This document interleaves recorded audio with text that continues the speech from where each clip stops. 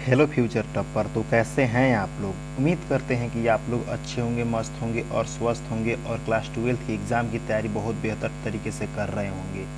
तो मैं आज एक और धमाकेदार वीडियो लेकर आया हूं जो कि बायोलॉजी सेशन से है। इसमें पूरे के पूरे 35 ऑब्जेक्टिव क्वेश्चन लेकर आया हूं जो कि आपके एग्ज़ाम के लिए बहुत ही महत्वपूर्ण साबित होने वाला है।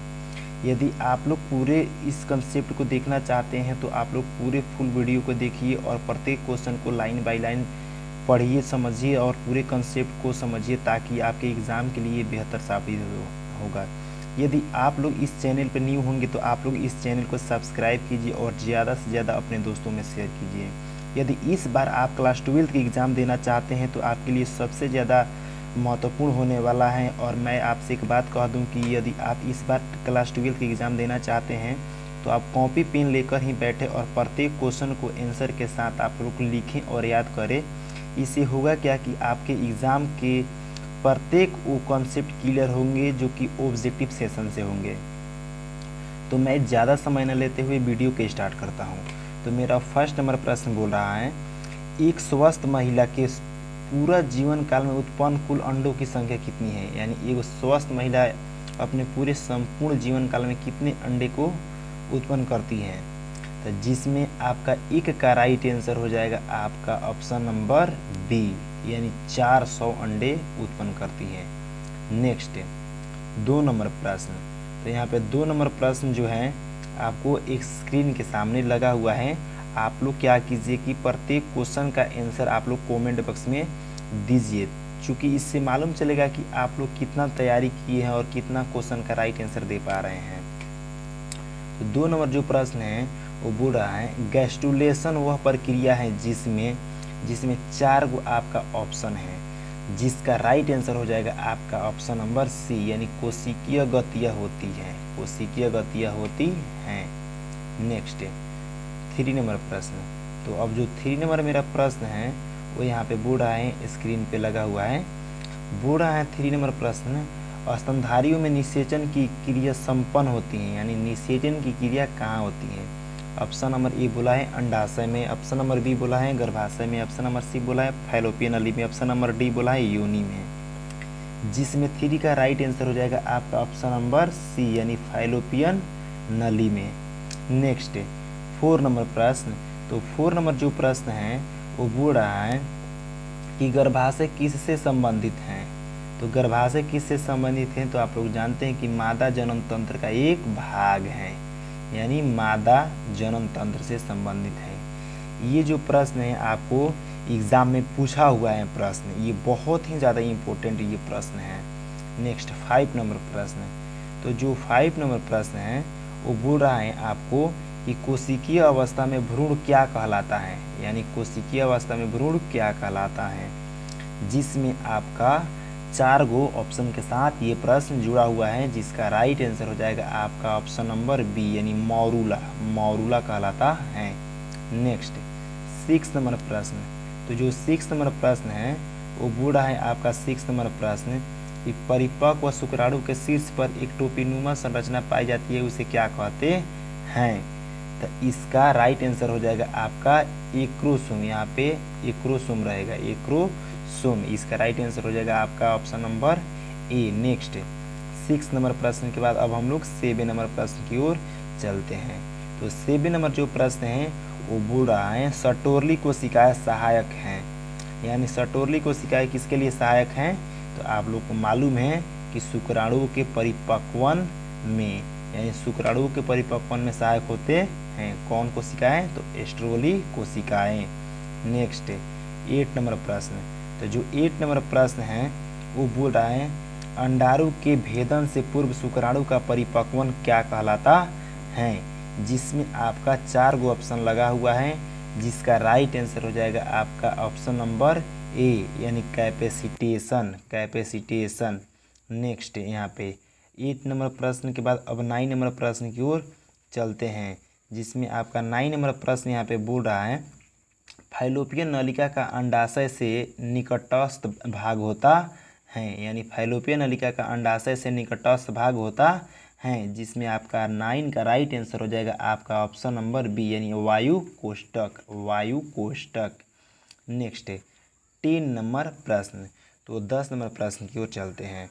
तो जो 10 नंबर प्रश्न है वो आपको स्क्रीन के सामने लगा हुआ है। बोल रहा है कि अनुवांशिक कूट में कितने कूट होते हैं। ऑप्शन नंबर ए बोल रहा है 4, ऑप्शन नंबर बी बोल रहा है 16, ऑप्शन नंबर सी बोल रहा है 32, ऑप्शन नंबर डी बोल रहा है 64। तो इसका राइट आंसर हो जाएगा आपका ऑप्शन नंबर डी यानी 64।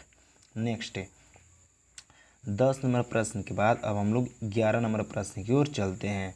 तो जो 11 नंबर प्रश्न है वो बोल रहा है द्विगुणित संरचना है, यानी डिप्लॉयड कौन होता है। डिप्लॉयड कौन होता है, तो युग्मनज। युग्मनज को हम लोग इंग्लिश में बोलते हैं जाइगोट। युग्मनज को इंग्लिश में क्या बोलते हैं, तो जाइगोट। यहाँ पे जाइगोट भी कभी कभी लिख देता है।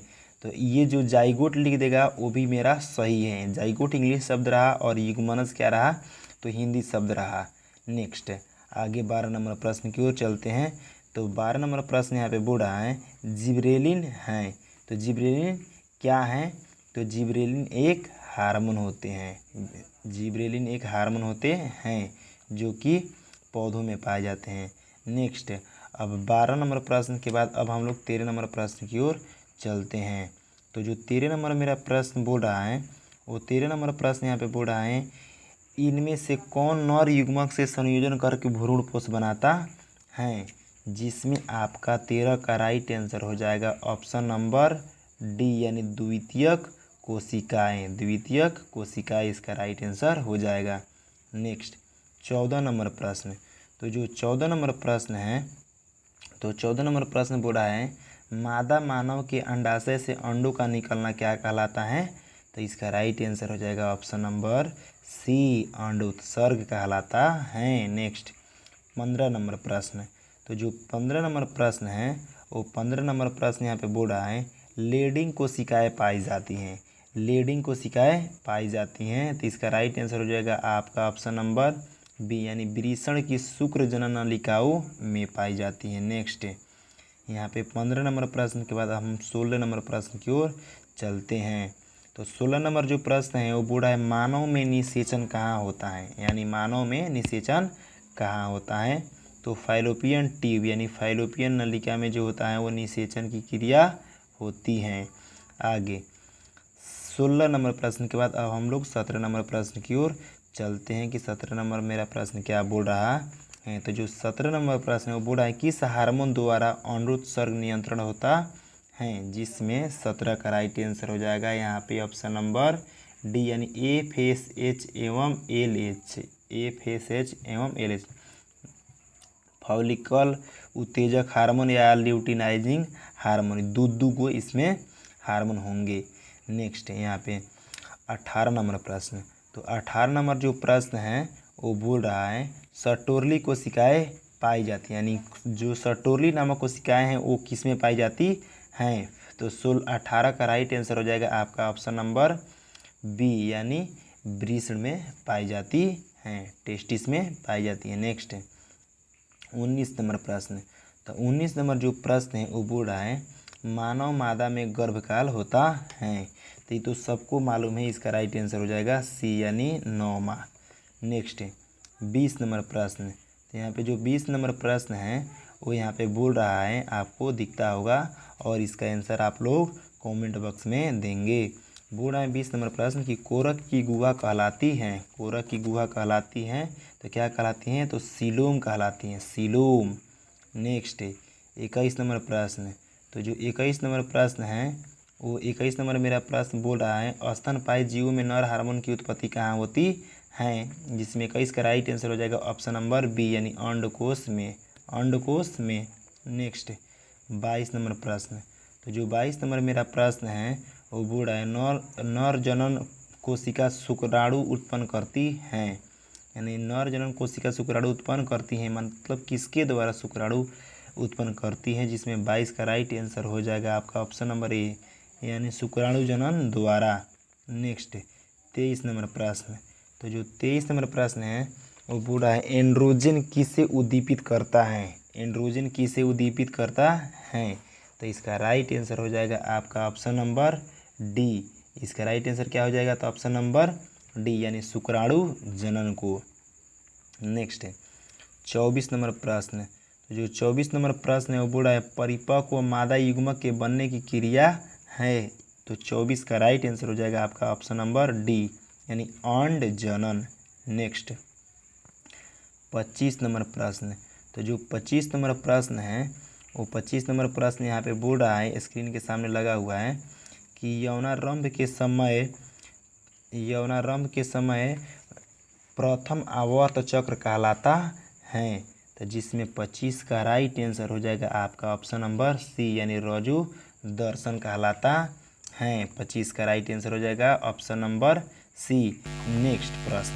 तो अब मेरा 26 नंबर जो प्रश्न है वो मेरा बोल रहा है, यहाँ पे स्क्रीन के सामने लगा हुआ है 26 नंबर प्रश्न बोल रहा है ग्राफियन फॉलिकल पाए जाते हैं, ग्राफियन फॉलिकल पाए जाते हैं, जिसमें 26 का राइट आंसर हो जाएगा आपका option number B. Option number क्या हो जाएगा इसका? बी हो जाएगा। नेक्स्ट 26 नंबर प्रश्न के बाद अब हम लोग 27 नंबर प्रश्न की ओर चलते हैं। तो जो 27 नंबर प्रश्न है वो बोल रहा है प्रोजेस्टेरॉन हार्मोन का स्रावण होता है, जिसमें 27 का राइट आंसर हो जाएगा ऑप्शन नंबर सी यानी कॉपर्स ल्यूटियम से, कॉपर्स ल्यूटियम से। नेक्स्ट 28 नंबर प्रश्न। तो 28 नंबर जो प्रश्न है वो बोल रहा है गर्भाशय के भीतरी स्तर कहलाता है। तो गर्भाशय का भीतरी स्तर क्या कहलाता है? तो एंडोमेट्रियम, एंडोमेट्रियम कहलाता है। नेक्स्ट 29 नंबर प्रश्न। जो 29 नंबर प्रश्न है वो आपका स्क्रीन के सामने लगा हुआ है। 29 नंबर प्रश्न बोल रहा है अंडोत्सर्जन की क्रिया किसके प्रभाव से होती है, जिसमें इसका राइट आंसर हो जाएगा आपका ऑप्शन नंबर ए यानी एलएच, जिसका फुल फॉर्म होता है ल्यूटिनाइजिंग हार्मोन। नेक्स्ट 30 नंबर प्रश्न। तो 30 नंबर जो प्रश्न है वो बोल रहा है यहाँ पे गैमीट निर्माण को क्या कहते हैं? तो गैमीट निर्माण को गैमीटोजेनेसिस कहते हैं। नेक्स्ट 31 नंबर प्रश्न। तो जो 31 नंबर प्रश्न है, 31 नंबर प्रश्न वो बोल रहा है पूर्ण विकसित जंतुओं में सभी संरचनाएं विकसित होती हैं, जिसमें 31 का राइट आंसर हो जाएगा आपका ऑप्शन नंबर डी यानी जनन स्तरों के द्वारा। नेक्स्ट 31 नंबर प्रश्न के बाद अब हम लोग 32 नंबर प्रश्न की ओर चलते हैं, जो कि स्क्रीन के सामने आपको दिखता होगा। इसका राइट आंसर क्या होगा आप लोग कमेंट बॉक्स में देंगे। तो 31 नंबर प्रश्न बोल रहा है पूर्ण विकसित जंतुओं में सभी संरचनाएं विकसित होती हैं, तो जिसका राइट आंसर हो जाएगा ऑप्शन नंबर डी यानी जनन स्तरों के द्वारा। नेक्स्ट 32 नंबर प्रश्न।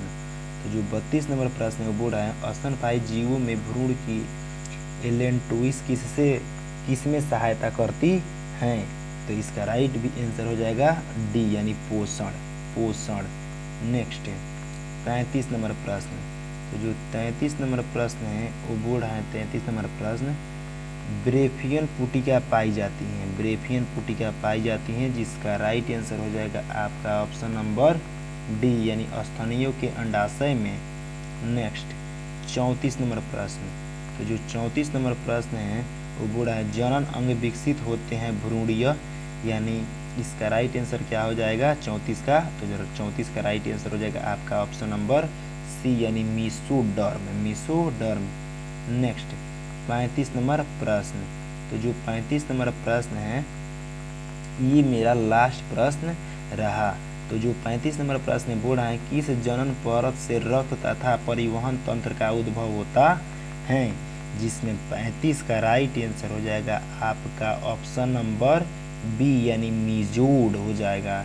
उम्मीद करते हैं आपको मेरा पूरा कंसेप्ट समझ में आया होगा।